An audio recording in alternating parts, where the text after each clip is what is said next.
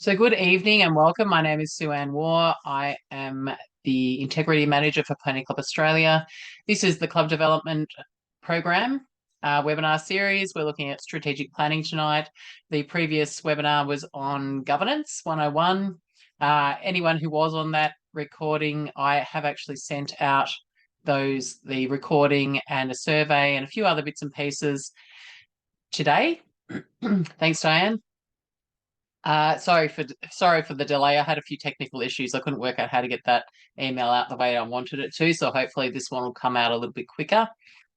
The governance page also I've popped up. There's a few more resources to go on there, and I think some of the most important ones, which are the job descriptions, I haven't popped up there yet. I just wanted to have a last glance over them before I put them up there. So have a little cruise around on our page. It's under Club Source on the Pony Club Australia site.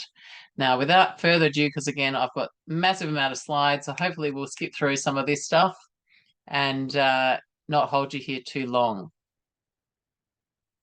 Again, just chat to me through the webinar in this in the chat space and ask anything as it pops up, and I'll try and address it as we're going through, or otherwise we'll have a look at anything that's there at the end.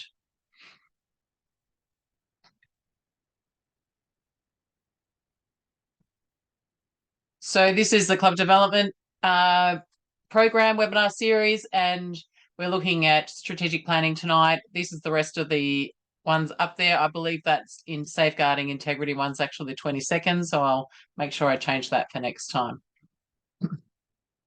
This is a quick session overview. We're going to have a quick look at game plan. These sessions are being run to support the launch of game plan, so really encouraging clubs to jump in there and have a bit of a look. Really great little platform. We'll talk about that in a moment. Leadership and culture. We're going to have a little quick look at that. Anyone who was with me last time will have seen these slides, but we're just going to pop them in, all of them, just to cover those two topic areas. Strategic planning process, and then operationalizing your strategic plan. So very quick game plan. It's an online platform. It helps to assess your current capabilities in your club. It gives supports ongoing development, so you can set up plans and action plans in that space. Provides a suite of resources, so if you are looking for anything currently, there is a suite of resources in there. We will build those resources as we go, so they actually look more like Pony Club, but there is there's a heap of resources in there. So if you pop in for nothing other than resources, jump in, have a bit of a look at that. And it's also free. So this is the portal where you sign up. If you haven't signed up, I encourage you to. And otherwise, if you have, pop back in there, because it has changed quite a lot since you probably saw it, depending on how long you've been in there. This is the strategy, roles and responsibilities module. So the actual game plan runs with all these different modules. You get to assess as a club what's most important for you, and then there's a couple of modules in there that are considered fundamental, foundational type modules, and they're you don't really get a chance to decide whether they're more or less important. They'll stay as important. What the system does is it sits there and tells you, after you've answered all these different questions, what your maturity rating is as a club in these areas. In this case, I'm excelling, and my next maturity rating is to stay at that current level. The really nice thing is it will tell you in here what that looks like and what you might need to do to keep that rating. So that's really a nice element of the product, as well as action plan template. So this allows you to start setting up what you're going to do to maintain or produce greater capacity as your club. And these are the recommended resources. So there is a resource page that sits in game plan, but what it does is says, well, these are the resources for a club excelling. So it gives you an option to pick up different bits and pieces to help your club maintain that excellence. And otherwise, you'll be developing, and it will also tell you what a developing club looks like, what you should be aiming for, and it'll give you recommended resources to help build your capacity. So quite a nice little system. Do really recommend that you pick up module by module, because otherwise it can be quite overwhelming. We did tackle governance last time, which is a module, and this one is strategy, roles and responsibilities. So it's in around strategic planning. Very quick over leadership and culture. Very important to understand that as the committee, we are the leaders of our organisation, we set culture. So this is what these couple of little slides are around. This is Kevin Cruz. He is a guru from America who talks about leadership, and this is his definition of leadership. So he says that leadership is the process of social influence. We like to say that's communication to maximise the efforts of others, volunteerism towards the achievement of a goal. And that's what we're going to talk about tonight, because how do we have goals? We need to actually plan to have some goals. That's what goals are. We're planning to go somewhere. So what does leadership look like in your club? It's around this strategic planning. It is planning, so strategic planning in this way or other planning, so that you're actually setting the tone and you're setting a direction. Communication, making sure that people know what the plan is. Understanding the jobs in your organisation, getting people involved and not doing all the work. So that's really important, the last one, because you'll find if you're on committee that you generally are doing a lot of the work. But it is about trying to make sure we find opportunities for people to get involved with us.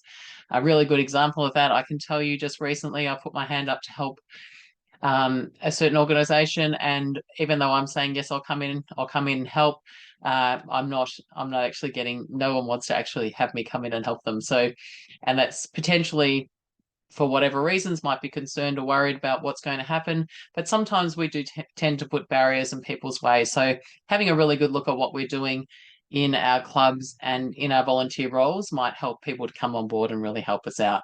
But also strategic planning does too, because it helps us to really understand what we want to do, what roles are there, and we can start to really look at the jobs that we've got out there, so we can make things more interesting or more attractive to people to come in and help us. I'll just stop right now to say hi, Diane, Anna, Chrissy, and Sam. It's great to have you here. I'm glad to see many of you. There's a few return people in there, so it's great to see you back. Thank you very much. So culture, we had a bit of a look at last week. This is Dr. Pip Grange. She is a psychologist, sports psychologist, and she was this definition or this commentary on culture was taken out of the Australian Olympic team, who had a review done after they failed to achieve what they thought they were going to achieve. I was going to say failed dismally, but it's not true. They had these goals and they had these thoughts about how successful they might be at that Olympics in London, and it just didn't happen. So they came back and they reviewed what had gone on. In this case, it came back to say that the culture of the organisation was not supporting that success that they were aiming for. But the important thing to remember is that we, as the committees, we actually can shape and direct our own culture. We can change things because that's part of our role. And we do that with strong leadership and sound methodology. So in many ways, tonight is about that strong methodology. It's about saying strategic planning has a really significant space to play with us and our leadership, and how our committees can get people involved and excited about their clubs. So what is strategic planning? This is, you will find lots of definitions. I tried to find a really nice one, couldn't find one. So this is kind of me putting all the threads together. It's basically the process of understanding your current capacity, so what you're actually doing right now, identifying the opportunities and setting measurable goals to work towards. So things that we can actually look at and say that's how we're going to get there, and we can actually measure our success in those spaces. So what is a goal? It's a clear statement of what your organisation is aiming to achieve. I'm pretty sure most of us will know what goals are, and good goals tend to look a little bit like this one. There are different definitions around goals, SMART goals, which is a little bit of a combination of this, a little bit more detailed. But in general, we need the goal to be specific. So the goal clearly states what we want to do. Measurable, so the goal can be measured. So we've got some measures in there so that we can assess whether we've achieved what we were set out to do, whether we're halfway there or whether we haven't got there at all. And then time bound. So the goal will be achieved by a certain date. So we can actually start to do that measuring and understanding where we're at. I think sometimes too, people get very concerned if we don't actually reach a goal. That's not necessarily a bad thing. It's more about allowing us to understand why didn't we get there. So if you have set a goal, was it a goal that was less likely to be achieved because it was quite out there as a goal? Was it because we didn't have enough resourcing? Was it because we didn't give it enough resourcing? Was it around money? Was it about time? Was it about skill? So you can start as a committee to start to say, gee, we really want to get there, but we didn't get there, and these are the reasons why. So let's start looking at how we can change that up and make a difference. So just into that, looking at this elements of a goal, specific, measurable, and time bound. If you're looking at that style of goal setting, we're saying things like increase PCA, NCA's preliminary coaches. So that might be our goal in the club, but how are we going to measure it? We want to increase from 5 to 10. And when do we want to do that by? By the 31st of December, 2025. So once we've set that goal, it means we can put some steps in place to try and help ourselves get there. The strategic planning process. So I'm just going to go through a little bit of a process, steps that you can take to actually start strategically planning in your clubs.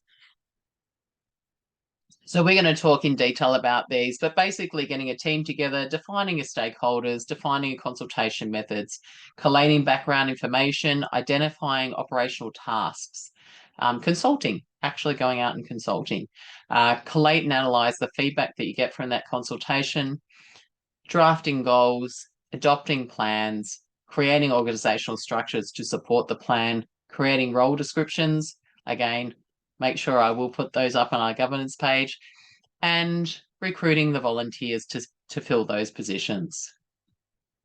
All sounds pretty easy so far, guys, I'm imagining. So we're going to put our team together. The reason we say put a team together, or the reason I say put a team together, is because sometimes the committee is really, really busy doing operational tasks. So they're in that space where they're actually the people who are doing all the work. So there's a good chance if you take your strategic planning to the committee and say the committee's going to do it, there's a really good chance that they won't have the time to devote to it because they're busy running the everyday of the club. So being able to set up a subcommittee to actually help drive this process might help to ensure that the process happens. So the other opportunity you have in setting up a subcommittee is to set a diverse group of people to that job. So you'll get more or different ideas in. So you can drag in people who aren't even in the organisation. You might look at a local business that you think might have a good alliance, and they might be able to give you some information, interesting information about what your club should be seeking to do. So opening the door to have a group of people who drive this process is not a bad idea. The committee actually would delegate the authority to the subcommittee. So making sure that when they delegate that authority, that their subcommittee understand what their parameters are. It's quite important. And then also setting up that reporting requirement so the committee don't have that job happen in isolation. They're still kept up to date on what goes on, but they're not actually having to do the bits and pieces to ensure the strategic planning actually happens. So really important in this process, and I haven't written it here, your subcommittee will be giving you the plan as the committee at the end to say, hey, this is what we've put together, this is all the bits and pieces, and they'd be talking to you about how that all came together and where they got their information. And the committee would have to be the people who ultimately sign on to that strategic plan.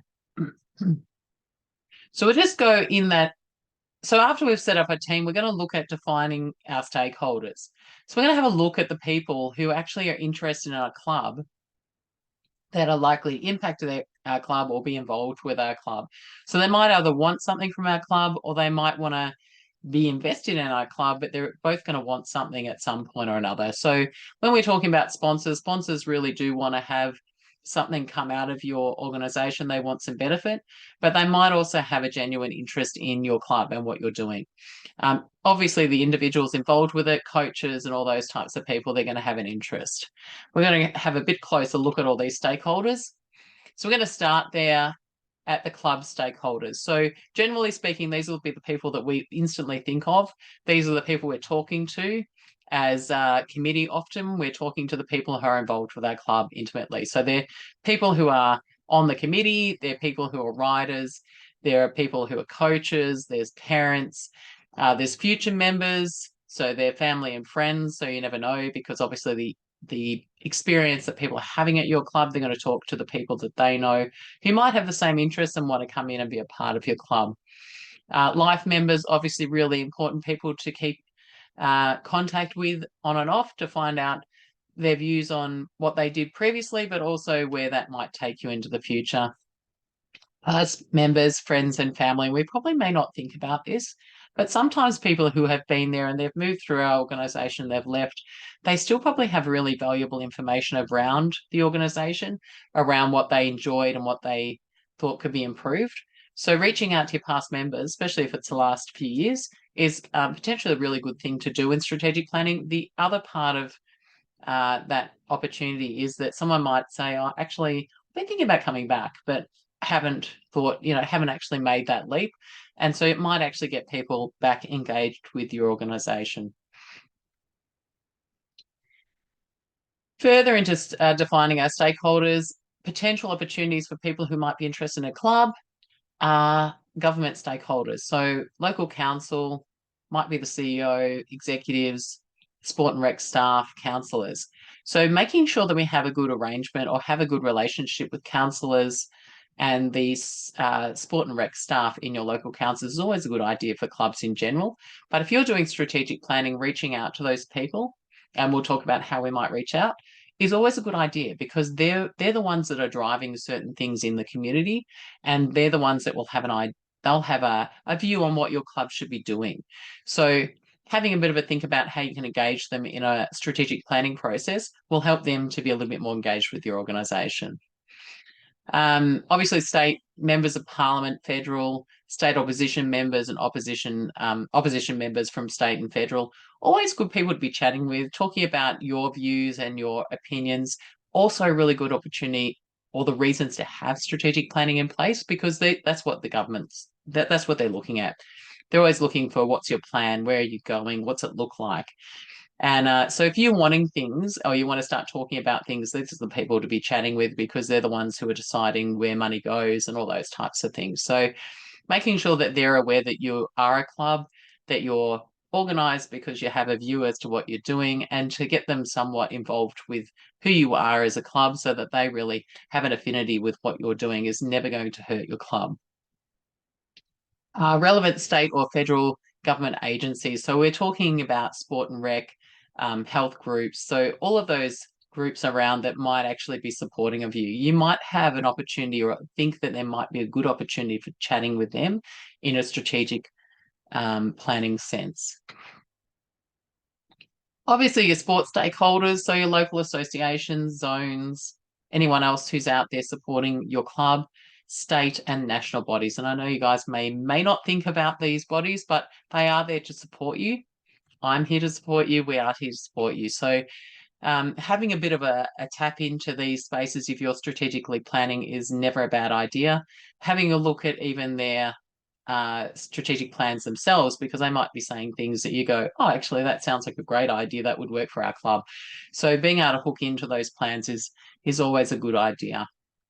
But asking questions too about, you might end up interviewing these groups or including them into surveys just to see what they're going to tell or get information back for your club, and helping it to define where it's going. Other stakeholders, sponsors or potential sponsors. If you have people in the community that you think might be interested in being a part of your club in a sponsorship arrangement, if you're strategically planning, it might be worthwhile reaching out and asking their opinions around your club and what they think of it and how they perceive it. Schools and universities, obviously schools, particularly for us, primary schools, secondary schools even, but universities as well, depending on which part of the nation you're in. Obviously, some of our states are more engaged with older riders.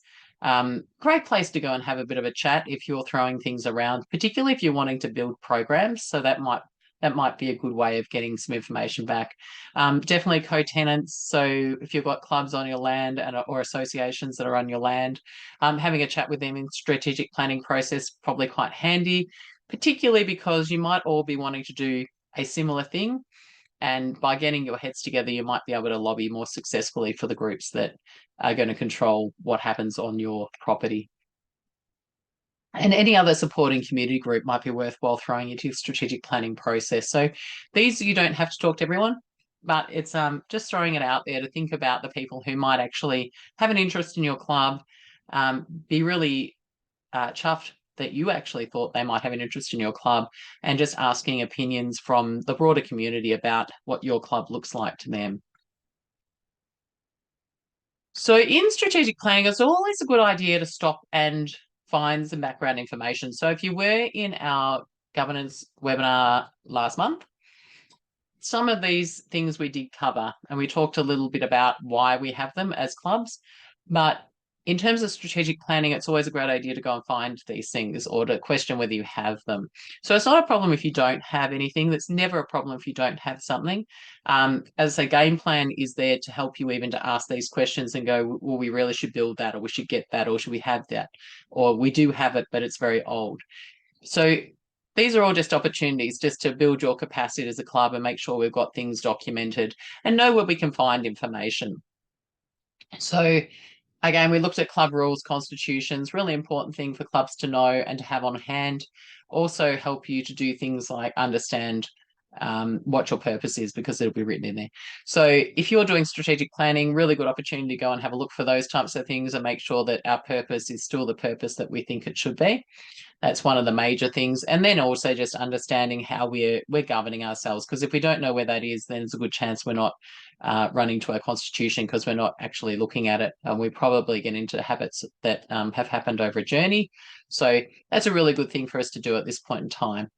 Policies, procedures, bylaws, these things are also helping us to understand what jobs exist in our organisation, what we maybe should be putting into place or into practice.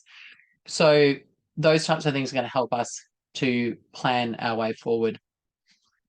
Previous strategic plans, obviously, really handy if you've got those or just even jotted down strategic objectives, even if the committee has a list of things that they want to do.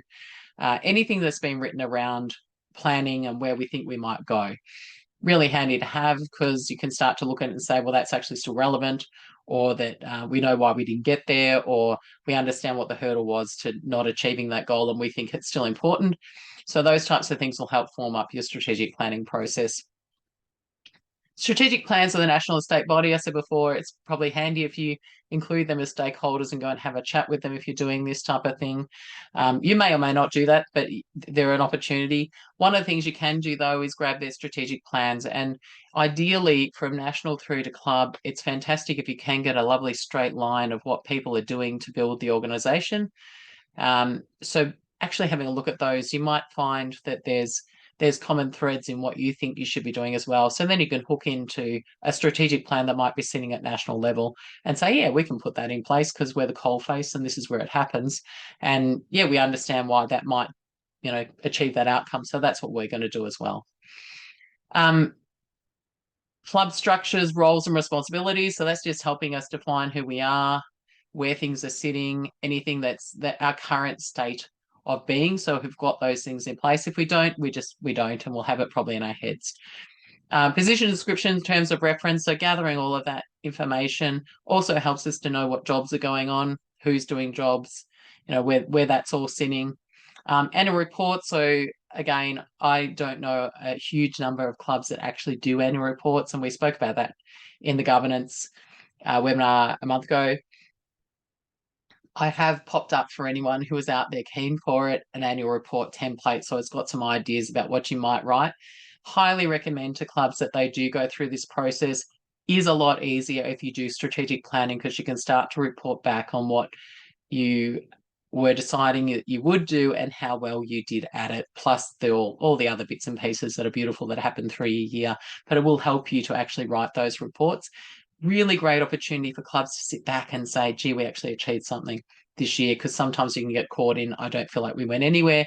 And probably if you sat back and had a look, you've gone a long way. It's just that you can think of 20 million other things that you should be doing. Obviously the financial statements, recent financial statements, budgets, cash flows, bank statements. That's all about finding out where you financially are. So that will also affect what you do strategic planning wise, because there might be things you need money for, but you don't actually have enough money for, which might eventually end up being another goal for your organization to raise that money. So we're starting to get a feel for who we are by doing all these things. Minutes and agendas of committee meetings will just give you an idea of where the committee's at, or anything that's tucked away in those minutes or agendas that are a bit strategic, but maybe we haven't put enough goals around it to actually achieve it. It's something we just keep talking about all the time. Other things we might be looking at is membership. How's our current membership numbers, our number of volunteers, trends of membership over the last 5 years. So you're getting a feel for where you are as at a club. Really important too with volunteers. Sometimes I think we tend to say we don't have enough volunteers.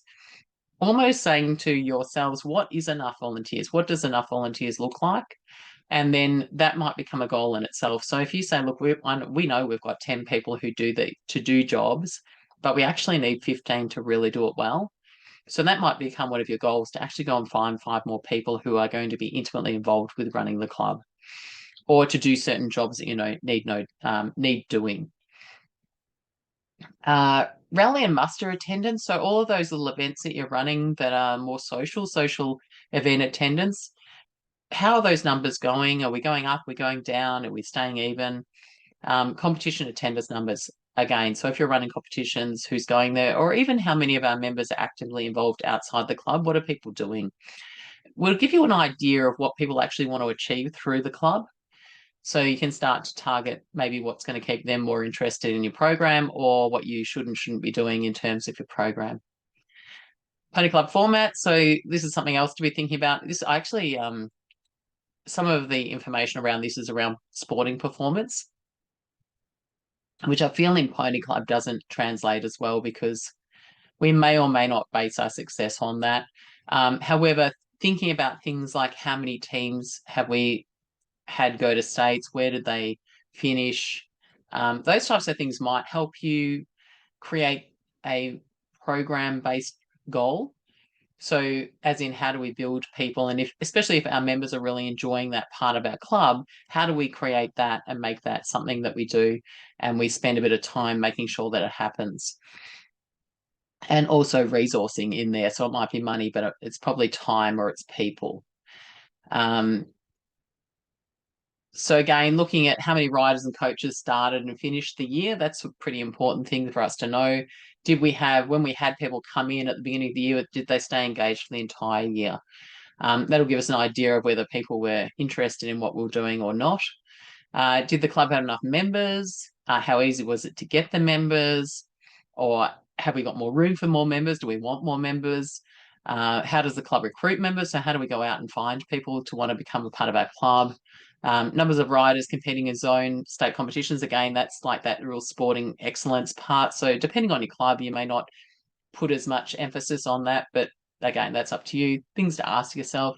Are we likely to have enough members for next year? So are we looking like we're going to get people back? And if we're not, is that going to affect what we can do? Because obviously that will probably decrease our money that we have to spend on things.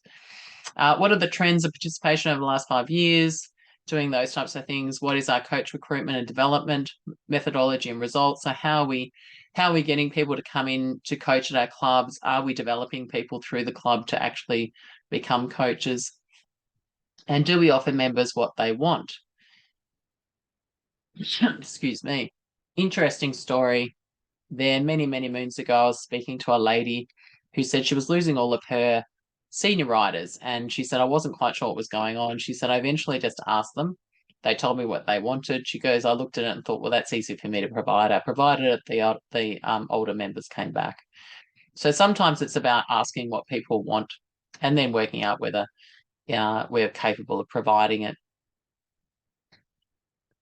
Collecting information around social and fundraising capacity. So do you have a strategy around fundraising?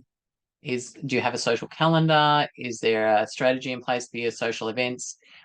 Bit of emphasis on social here, because clubs Often that's an element people are looking for. You've got like-minded people there, creating that real community happens through having those social events. Is there sponsorship, or is there other revenue raising strategies in place? So this is all about just collecting information that's happening around. And so it's fine if we go, no, no, no, no, no, no, no, there's none of that. That might become part of what we actually set in place as a strategy or as goal. Again, looking at communication history, what kind of communications do we have set up? Websites, newsletters, social media platforms, how much are we using them? Are they up to date? Do we use them currently? Again, this might, if we look at it and go, we could be better in this space, it might become a strategy that you put in place so that we get people in place to do things and we actually have targets, what we're aiming for. So we know that we've been successful or not successful based on what we thought success looked like.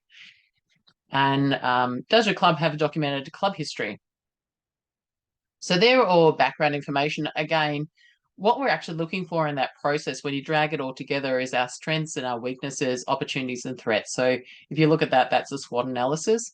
This is helping us to form up where we're at, what our opportunities are, what we do well, what we don't do so well. It also helps us to define where our current position is, because we might find through doing those things, I've done a lot of strategic planning with clubs, and generally speaking, the current position is that their governance is not strong. So a lot of the goals that are set in there about writing up role descriptions and setting up that governance so it's a bit stronger. So that's something to be thought of. History and trends. So you're looking at those types of things as well. What's happened over the past? Is there something we used to do that was really good, but we've stopped doing it for whatever reason? Is that something we should be thinking to bring back?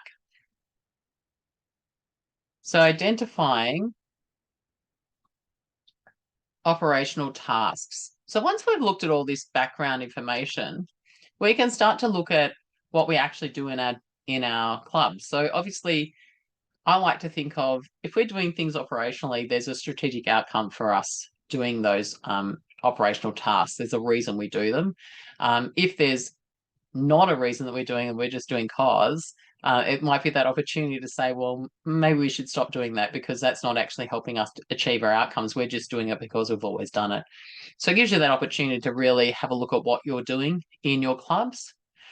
Obviously, grabbing out things like role descriptions, organizational structures that have been written up, policies and procedures, again, helps you understand who should be doing what, whether there's jobs in there that we're not doing because we've got some policies in place, but we're not actually making them operate.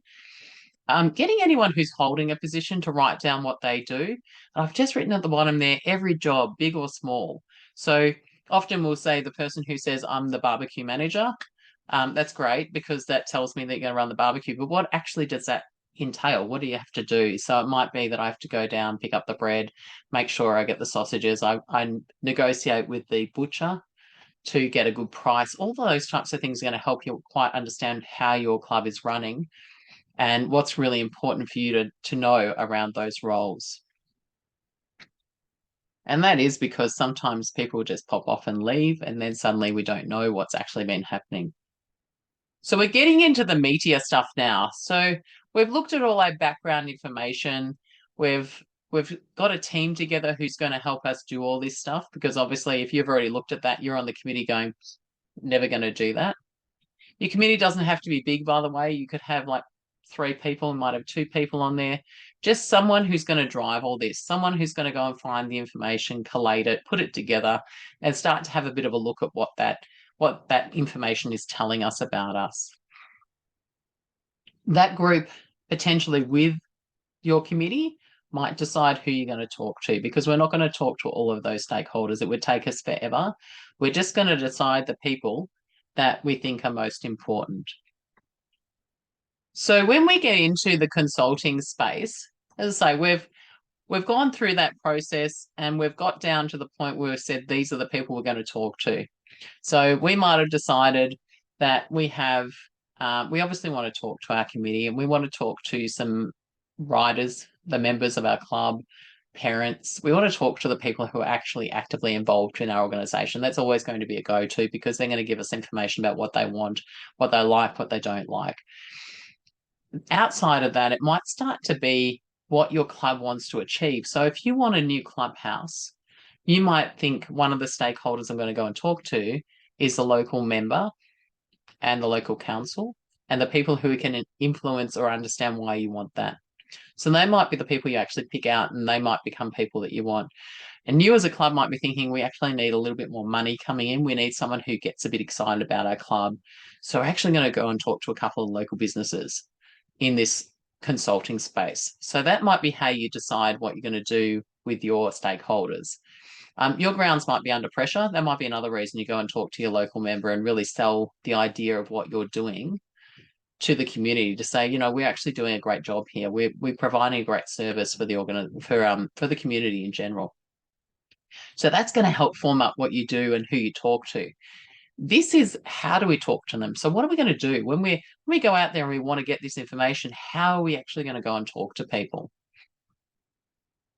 So this is in brief. There's probably other ways, but these are probably the major ones. Surveys, focus groups, interviews, written requests for feedback, or a strategic planning workshop. So you can do a combination of all these. You can do one. Some people will just do a strategic planning workshop and that's it. Others might just do surveys and that's it. So whichever combination you think best fits and helps you get information back from the people you want information back from might be what you do. And I'm going to go through here what you might be aiming for in these different spots. So surveying, generally speaking, is fast and easy.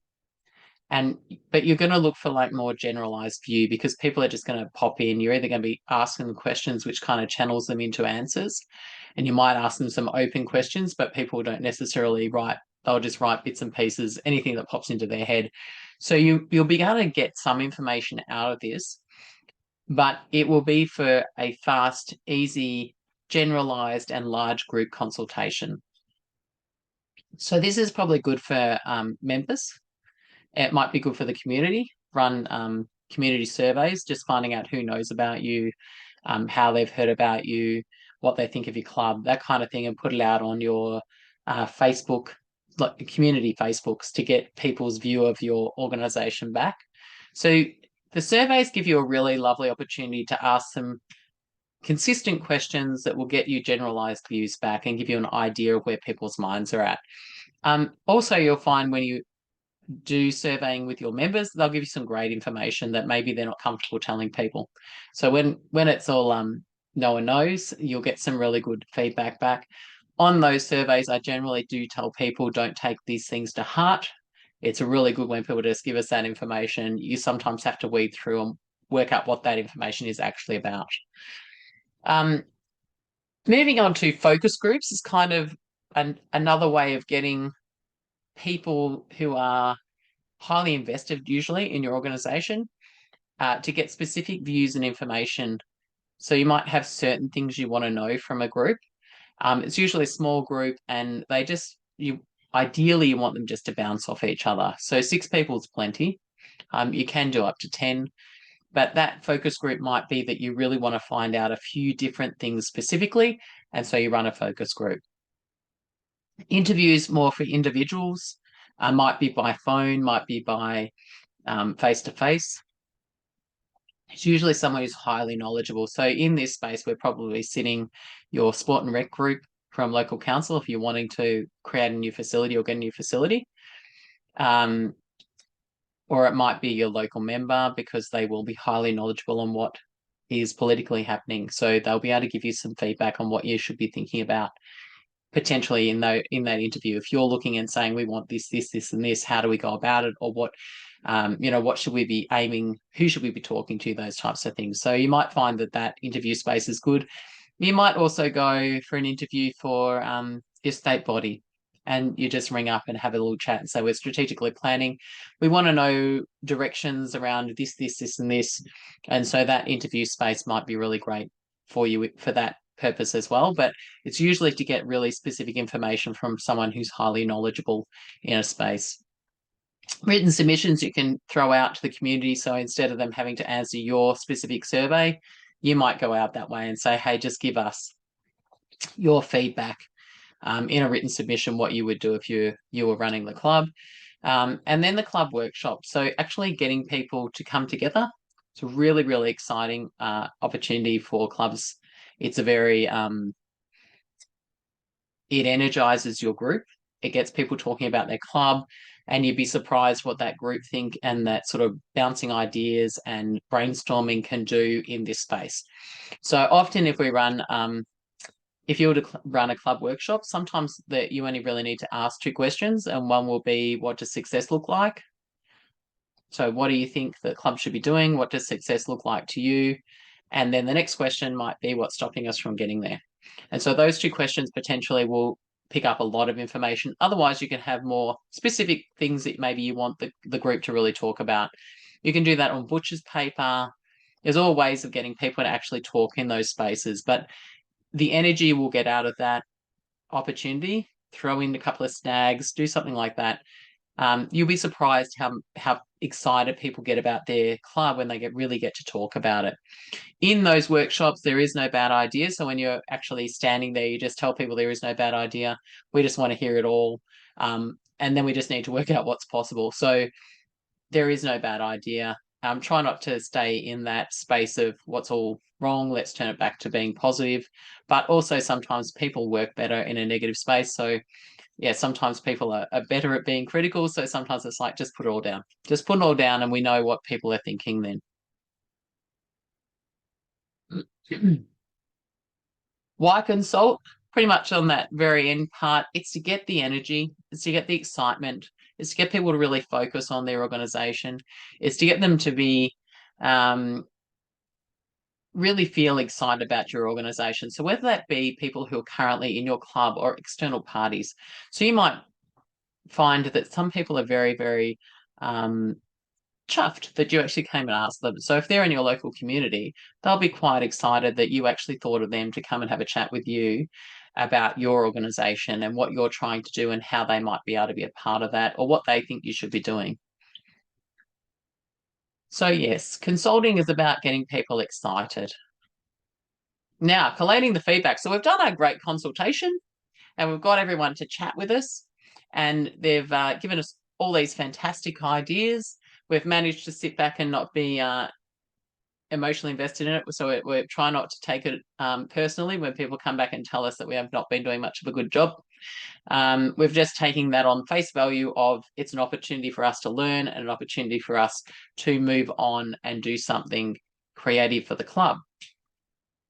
But once we've got all these, you'll notice all these post-it notes. That potentially is one way of doing it. You can get people to post-it note it. Once we've got all this information, we have to collate it so it makes sense. So we recommend that you group and analyze the feedback. So you start to find themes because there will be themes. So you'll see over here, skills, style, structure, strategy. There might be things that you start to see pop in. People are saying the same types of things all the time.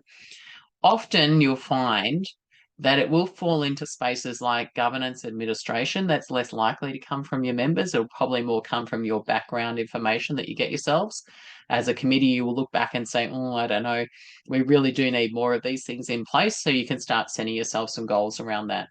It will come from your members' communication. I can pretty much bank my life on that one. People will come back and say they don't know what's going on. They don't know where to find things. And as much as you're pushing stuff out, you might then be able to sit back and say, okay, fine, we understand that what we're currently doing, spending a lot of time, effort, and energy on, is maybe not getting that message out the way we want it to. So that might just become an opportunity to say, well, how else do we do this? And so you might go back to your community and say, well, we do communicate. This is how we do it. How else can we do it that's better? Membership recruitment and retention. So obviously we do need members. We're member-based organisations. So how are we getting people to come in and be a part of our club and how are we keeping them there? So the retention is really, really important. How do we get people to want to stay at our clubs? Program development. So it might come back that people feel that there's certain things that clubs should be doing around that. So whether that in party clubs offering different disciplines, whether it's offering more of one discipline, whether it's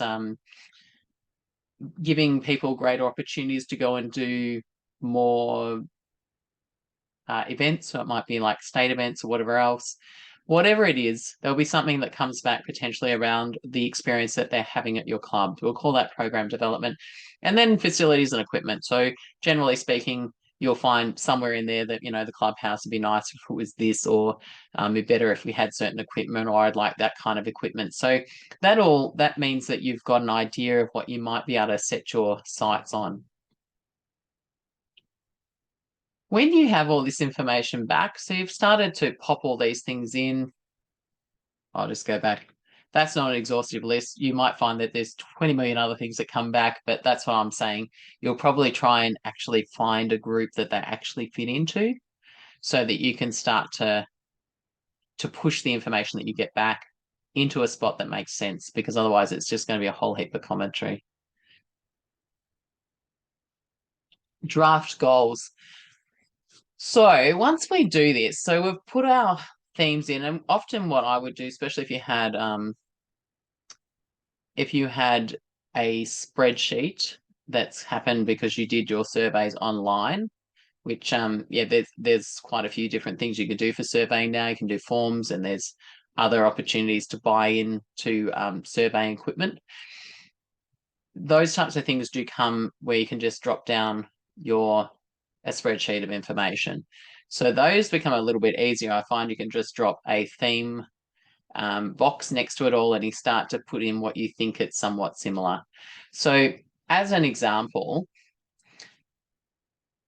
the types of commentary you might get back is, I want more social events or more interaction, or I don't feel like there's much to do at the club. So those types of comments, you might say that's around social interaction. So you might then, as one of your goals, it would be around creating a calendar of events, which you publish each year by that date. So it might be a planned calendar of events so that people understand what's going on. And you also tell them where else you're going to put it. So it might be on your Facebook page, websites, on the Justco website. So all of these spaces, that's where we're going to put everything. So you know that that's where it'll be. Another theme might be, don't know what's happening at the club. So again, creating communications plan by a certain date might become one of the goals of the club. These are not things you have to do. These are just suggestions. So what you're going to find is people make comments. They're all going to be somewhat similar. There'll be some theme that you can pop them in. Some will be outliers. You may not even, they might just be things that you pop in your side part and keep in your memory bank for a long time. But other things might be that you can see that lots and lots of people are saying the same things, and you can start to compartmentalize what they actually mean, and then stick a goal around it to say we think that's what's actually going to help us in this process. I really did like this little photo on the side. When it comes to achieving our goals, our failures are nothing more than success in progress. It is very, very true. I think sometimes we don't like to think that we're going to fail. It's really just a learning opportunity. So when we don't quite make it where we think we're going to make it, it's just about what happened, how did it happen, and can we change it up? So review of the plan. So just putting back in context what actually happened, we've got our subcommittee. They've been driving all of this. They might have come back and said, we want to talk to these people. Is there anyone else you think we should talk to? They'd definitely be talking to the committee. In that process, that'd be another group that you would definitely talk to the committee, so you know where their minds are at and what they want. They've decided what the stakeholders are. They've decided what kind of consultation they're going to do. They've gone out and they've consulted. They've grouped the information and they've brought it back into these goals that they think the club should have. That gets written up into a bit of a plan, and then we review the plan. So once you've done all this and you've got that consultation, everyone's been a part of this process. Obviously, the committee needs to have a look at what this subcommittee is saying that they think all this means. So they go and have a look at it. Potentially, that subcommittee would also give them the information that they've made their thoughts where it's all come to, so that the committee can maybe feed through that and say, yeah, we see where you're coming from. We agree, or we think that could probably be something different. So they go away with the plan.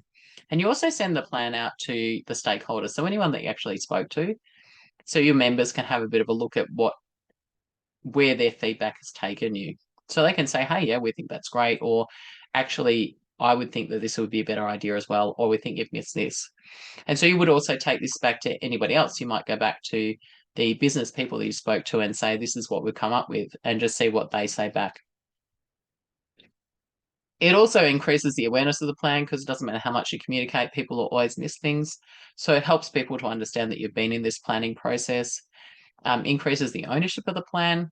So people will feel like they're more engaged because they can see themselves in it. They will be able to see their commentary in your plan without fail because they'll have said things and they go, oh yeah, actually that is what I've mentioned. I know that that's going to happen. I think that will actually be good. That's a good direction for the organization to go in. And also just creating that excitement. We've talked a lot about it. The excitement of actually doing this, it does make people really get excited about their organization, so their club. So they get on board and they start to look at all the things that it is and where it could be. And we start thinking about not so much what it isn't, so much as what it could be. And that's the great sell of strategic planning. So adoption of the plan after we've done A, B, C, whatever we've done, mix things up. Eventually we need to adopt the plan. So the subcommittee gives it to the committee. The committee are the people that finally sign it off. And that's really important because obviously the committee are the ones that are going to drive this because you are the leaders of the organisation. So you need to be happy that plan is what you think the club should be doing and that you're feeling comfortable with the plan. That the final plan is definitely communicated to members and we put it somewhere where people can read it because there is nothing more a strategic plan will do for you than give people confidence in your organization because they can see that you're not living for the moment, that you're actually looking further afield as well, and you have aspirations around your club. To make the plan really work, the committee should run their meetings referring to the plan. So have that woven in with your agenda. So if you've got various items that you're actually wanting to keep a track of, that you do that the operational plan you have underneath this is something that you actually look at committee meetings to know how well you're doing. And that you regularly report back to the members on the success of the plan. So that keeps it in everyone's mind, saying, hey, we're this far, that far. If you had a financial goal, how far you are. So doing all those things make sure that people do actually understand that you're running on a plan and that you're actually achieving under that plan. Creating the organizational structure. This is a part about what am I going to say that? Getting your plan to work. We'll go there. Creating the organizational structure is a really important part of getting the plan to move because what you'll find is once we've got all these tasks, so we went through this process of finding out what tasks we actually did at the club, and now we've got a whole heap of strategies we want to put in place, all these goals we want to achieve, which has probably created more jobs or it's redefined people's jobs.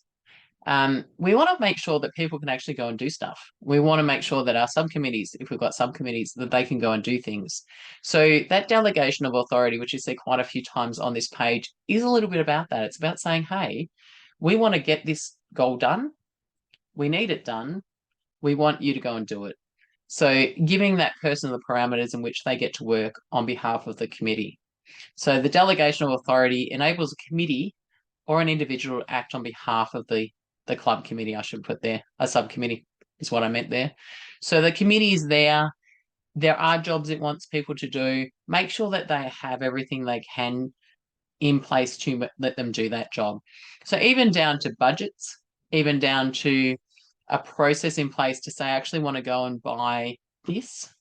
So you say, okay, fine, if you want to go and buy something, that's fine, but you need to come through and do a purchase order with the treasurer so we know you're buying it. That might be the process you put in place. So people know what they've got to do, make it easy, make sure that they can go and do the job that they're doing. So it might mean that when they go and buy it, that invoice is created in the club's name, it comes through to the treasurer, but the treasurer already knew that they're going to spend the money and that was within the budget that you gave them. So that's that opportunity to actually get people working for you because there's nothing more annoying than trying to do a job but not really knowing that you can go and do it because I haven't really got the authority to act on behalf of the committee. Illustrating that club committee, so making sure that people understand how it works, quite important. Defining the reporting needs. So if you are reporting against your strategic plan, that you say to these people, hey, this is what you need to do. This is how we've operationalized it, which is a word I could not get before. And these are what we want you to report on. So we're going to have meetings once a month. So if you can send us your report a week before, these are the things. You tell us how you're going, and whether that's just a really simple thing. If you actually break it up onto a spreadsheet, that might just be able to pop in there a little report of how they're going. It's on track, it's not on track. I need more money. Having trouble with this person, the local council doesn't want to get on board. So, continuing conversations, delaying how we're moving with that. So they're all the things that will help you. We looked at club structures in the governance 101. So just giving that framework. This one's more looking at a club that might have a club committee who in the governance 101, we sort of I'm recommending that clubs maybe have smaller club committees who are doing the compliance angles of what they're doing, but they might have all these subcommittees that are actually doing the operational type things, making sure that they get done, and they report back to that club committee. Some of our clubs aren't that big, so you might find that your org chart looks less like subcommittees and looks more like a club committee with people doing different jobs. Again, that delegation of authority is really important, so the grants manager knows what your plan is. So when a grant comes up, they know that we're already planning to do that, and they can go ahead and actually apply for that grant so that you can achieve that outcome. Or the sponsorship officer knows that we've already set a target for sponsorship. We know what things we've maybe set a little bit of a policy saying these are the things we're comfortable with and what we're not comfortable with. And they just go in and find those people knowing what the structure is that they're working in. Creating role descriptions. So again, I will work very hard to get some stuff up there so you can actually do this or have a leaping space to come from. Those role descriptions are really important in this process because you can start to put your strategic objectives into these role descriptions. So if someone's responsible for a part of your plan, you can start to put that into their role description to say that's what you're responsible for. So we all know who's doing what. Again, it will help in all sorts of areas, including recruitment, which we're going to have a look at in a moment. Terms of reference, same deal, just means that if we're working with a club committee, subcommittee, that we actually tell that subcommittee what they're responsible for, where their lanes are. So they don't start straying into areas that they shouldn't be. Trying to get people to say that's what your job is. Don't go outside of it because someone else is doing that bit. So leave them to do their piece. And again, the strategic goals you might allocate to a certain subcommittee. You might be looking at putting together a comms plan, so that becomes the marketing comms group. And so they run that part of your strategy to create a plan for you. Recruiting roles. So once we've done all this and we've got our utopia, we know exactly what we're going to do.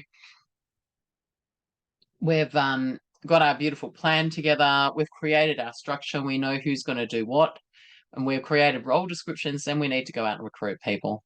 So I highly recommend that you do advertise like you would do any job, because as much as you are doing a job voluntarily, it is still a job. We're putting our hand up to actually do a job, but we're just not going to get paid for it. Have the role description so people know what the job is. Make the jobs where you can small and maybe not required to be on a committee. So some people might be happy to come in and do smaller jobs for you.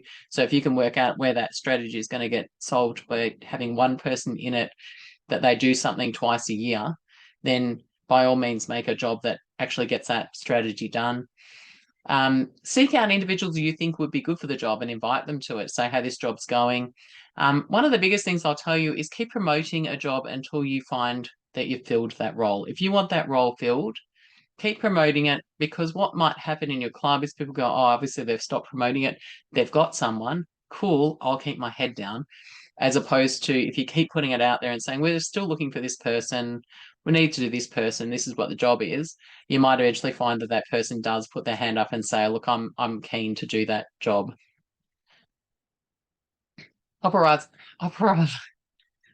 Making your strategic plan work. I don't know what I'm doing with that. Operationalizing your operization. Yeah, it's terrible. It's terrible. It's very late, apparently. How do we get, because one of the things that people will say is often we end up with a beautiful strategic plan. It looks lovely. It's a beautiful smashing document, and we don't actually end up using it. It's created and never used. One of the things that we'll do is make people feel very comfortable about your organization. So if we're talking to government bodies, they love a strategic plan. But in terms of your club, it's better to say that we actually set these goals and we think they're important to our club. How do we get it to work? So part of that is when you have your goal, it might have other jobs underneath it. So part of that is to be able to write out that action plan and say, what do we need to do to achieve this goal? When do we need to achieve these things by? Who's going to do that job? And so you've done part of that into your role descriptions and into your terms of reference. But having a nice, beautiful, laid out plan will help that person to report back. So if you've actually allocated to someone, they'll be able to report back on how they're tracking. It'll give you a time frame for where you think things are going to actually happen. It'll help you to sort of track that progress and um, allocate how it's actually going to happen. Making sure also that you have enough money to achieve what you want to do. So that might be another part of it. You know what it's actually going to cost you to do certain things. So being able to put money towards it's really important as well. Um, Allocating community time to keep the plan in constant motion. So making sure that we are actually talking about it and coming back to it, that we've got that reporting in place. People come back and they report. So as I say, it might be all these little pieces that you pick up and someone just comes back and tells you how they're tracking and they just send that to you before your meeting. So you know as a committee how we're actually tracking strategically. You might have a little spot under it that says requirements or recommendations. So that person might say to you, look, I've already burned through the $500 you gave me. It's going to take another five. Have a think about it. Do we want to keep going? Allocate responsibilities for strategic outcomes to individuals or subcommittees. So again, you're actually allocating that job to someone and we're getting our reporting back. So here's a nice little one that I picked up, which is Ultimate Australia. So it's Ultimate Frisbee. Just as an example of what might help you to actually operationalize your strategic plan. Let's all get excited that I actually got that out. It's exciting. So you can start to see on here, we've got our key results area. So we might have membership. That's our broad thing that we're talking about. They want to increase their membership by 20%. These are the actions. These are the things they're going to do. The key results are signing 10 new members. The membership officer is going to do it. The timeline is the July 2011 and the budget they're going to give it is $300 because obviously there's going to be some advertising in there. So that starts to become quite easy to follow. You might have a little extra column in there that says reporting. And so then that line becomes the membership officer's strategic sort of space that they're working in. And they can just note back to you, going well, already got to 30%, have only spent $50. And we go, bingo, we're doing really well. So session takeaways. I'm at 8 o'clock, which is a session takeaway. I've almost made it in an hour. I will probably be saying this in every one of the webinars. The committee are the leaders of the club. So make sure that we lead. Make sure that we actually set these directions. The planning is essential for clear management direction and vision. So for us to really do things, that planning is an essential piece. It's also essential for getting people involved with our club. Culture is directed through strong leadership and sound methodology. You guys actually sitting there saying, these are the things that we want from our club. We're the ones that actually get to set how that happens and how we get people involved with our club. Communication is key for great leadership. Great strategy comes from consultation. So being able to go out and really talk to your community and get them to tell you stuff will help you to create a great strategy because it's going to fit what people actually want and it's going to actually talk to your broader community who might get more excited about who you are as a club as well. Use strategic planning to create energy for your club success. So get people, that great strategy comes from consultation. Consultation is where the energy comes for your organisation. And jump into game plan for a structured way to build the capacity of your club. I'd really encourage you to jump in, have a bit of a look in there. As I say, we've done governance and we've done strategy. So those two modules might be ones that you have a bit of a look at. I would also highly recommend that you pick one and just and sort of pick away at that one until maybe you get to the point where you're excelling. If you are, then move into another area and start excelling. If you want to do two at the same time, don't let me hold you back. So that's the game plan portal. So that's where you'll land if you register. This again is that module, so that's what it looks like, and that's what you'll get. As I say, it'll tell you where you're at, your current maturity rating. We have just finished the strategic planning webinar. Thank you so much for being here with me tonight, and thank you for anyone who's watching the recording, and thank you for being here long enough to actually hear me say that. The marketing communications will be next week. Marketing communications actually comes in very beautifully into strategic planning. You'll often find that through strategic planning, you will have a marketing comms type space come back. So we'll have a bit of a look in that webinar around communications, what kind of things we do to create good communications, and platforms that we can use. And so that's next, the Tuesday, the 25th of July, if I'm correct. Come and be a part of that. That webinar will be on Facebook, and I'll send out a little notification that it's on. You're welcome just to sign up into that Zoom space, even just to say that you're interested in the topic and you're interested in coming along. If you can't make it, that's fine, because I will send you the recording anyway. And but it does let me know how many people out there who are kind of keen and interested in this area. I would really love it if you guys could fill out my survey. I did send a survey to everyone who was in the governance one last time. I'll send one to everyone who signed up to this one.